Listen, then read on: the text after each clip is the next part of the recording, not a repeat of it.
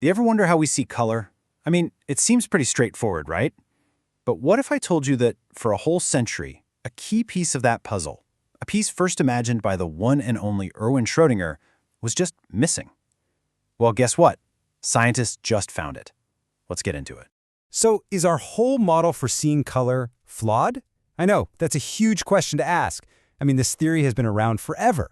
But it turns out, yeah, the beautiful geometric map of color that science has relied on, it had this massive, glaring hole right in the middle of it.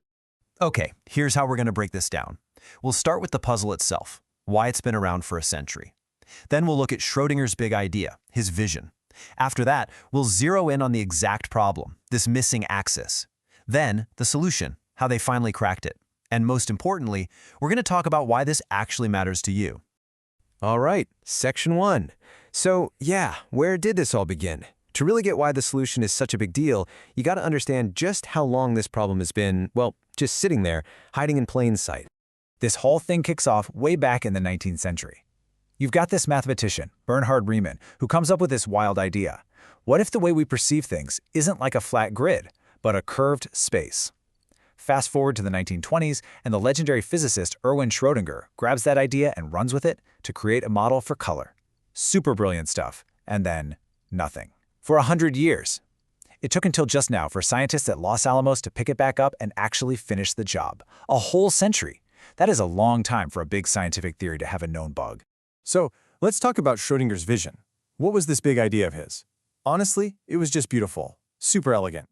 He basically imagined that the way we see color could be drawn out, like a map.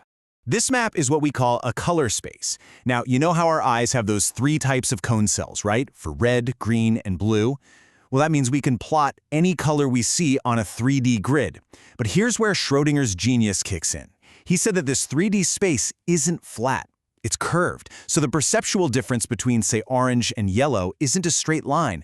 It's a curved path along the surface of this weird, unique shape. But there was a huge problem. Schrödinger's beautiful, elegant map was missing its most important feature. It was missing its fundamental anchor point. And that was the flaw that sat there for 100 years. So what is this neutral axis? What's the big deal? Okay, picture this. The neutral axis is just the line of gray tones. Everything from pure black through all the shades of gray up to pure white. The perfect analogy is the prime meridian on a globe. Every single city on Earth is measured based on its distance from that line, right? It's the same thing here. Every single color, its hue, its saturation, is defined by how it relates to the central gray line. If you don't have that line defined, well, your map is basically useless. You're lost. And hey, don't take my word for it. The scientists at Los Alamos who solved this said it themselves, and I'm quoting here, "Without a defined neutral axis, the construction is formally undefined." Formally undefined. That's science speak for it's broken. So for 100 years, our best scientific map of color was, well, technically not even a real map. Okay, so how on earth did they finally fix this 100-year-old problem?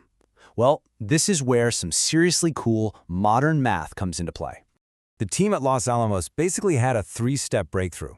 First, and this is the big one, they used some super advanced math, way beyond what Schrödinger had, to finally, mathematically, define that neutral axis. Once they locked that sucker in place, everything else started to click.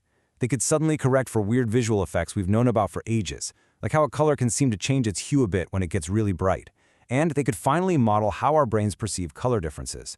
It all fell into place.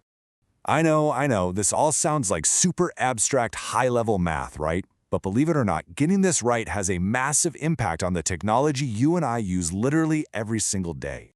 So, why does this matter? Well, for one, think about data visualization. With a truly accurate color map, we can make charts and graphs that are way clearer. Or think about scientific simulations, where a tiny shift in color could mean the difference between a safe experiment and a dangerous one. This makes them way more reliable.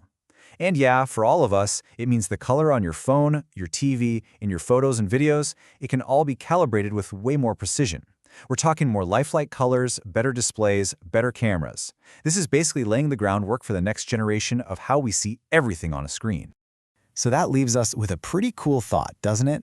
For an entire century, we've been looking at color through a scientific lens that was incomplete. We were using a map with a giant blank spot in the middle.